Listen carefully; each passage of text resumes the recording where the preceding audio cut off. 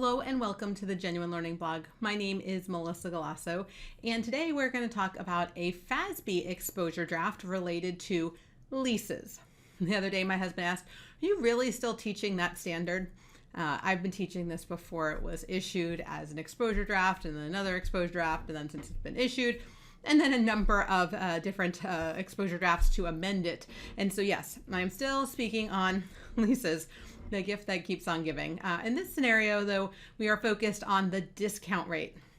Now, I think this is an opportunity for us to provide feedback to the FASB about the discount rate. So we should take a look at what they're proposing. So the discount rate here is related to cost and complexity. So the FASB is doing outreach. They did 2 public roundtable sessions on the lease standard, and many entities had indicated that there are a lot of costs and complexities related to coming up with the rates that are incremental borrowing rates.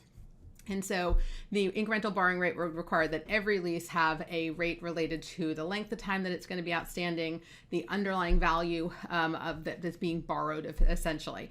And so in the ASU, in ASU 2016-02, they offer a alternative for private companies, and that is to use a risk-free rate as an accounting policy election. However, this is only for entities that are not public entities, so our private companies and our nonprofits. And when they looked at this, they wanted to provide some flexibility in how they determined the rate. But what we have found is that most entities are not using the rate. And so when we look at this, this again applies to non-public entities, including nonprofits, whether or not they're conduit bond obligors, all nonprofits are included, and employee benefit plans, whether or not they file or furnish with the SEC. So anything, any non-public entity, any nonprofit, any employee benefit plan is eligible for this alternative. And basically right now, you have to opt in to just using the risk-free rate for as your private company alternative. Now they're going to allow us to make the election to use a risk-free rate at the underlying, by class of underlying assets instead of at that entity-wide rate.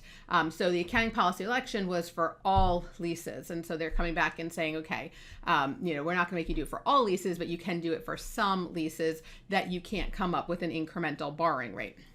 Now, if you do that, you would then have to obviously disclose which classes of assets you're using this for.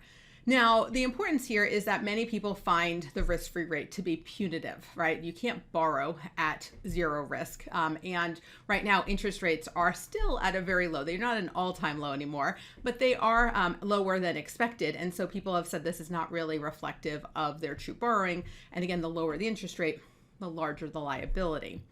So as we go through this, this is something that, a lot of people are, criticizing. I would have liked to have seen a weighted average cost of capital or something alternative to the risk-free rate. Unfortunately, decided not to go down the path of identifying another alternative rate. They're just giving us flexibility in how we use the risk-free rate. If, however, there is a rate implicit in the rate and it is readily determinable, you would not be able to use the incremental borrowing rate or the risk-free rate, even if you had made the risk-free rate election. If it is known, right, and readily determinable, then you need to use that. And so that was a clarification that they made here. So when would you do this? Well, it really depends on if you've already adopted the standard or not. So if you haven't adopted the standard, you would do this along with the same time that you adopt Topic 842, which for many entities will be next year. You would apply the existing transition guidance. On the other hand, for entities who have already adopted 842, then in this scenario, once they have a final ASU, because again, this is a proposal, then in that scenario, we would want to adopt this for fiscal years beginning after December 15, 21, which would be calendar 22, aligning it basically with the adoption of the rest of the standards for private entities. However, you could early adopt. Now, I think personally, this is an opportunity to share with FASB maybe some of the downsides of the risk-free rate and potentially see if they're willing to make any changes here. I have a feeling they're not. I think they're trying to keep the standard pretty close to as is, but giving a little bit more flexibility here in adoption. But again, that's what comment letters are for. So give feedback on this risk-free rate. Is it doable? Is it something that you would use? Or are you going to have to go through that incremental borrowing rate? And what are some of the pros and cons there?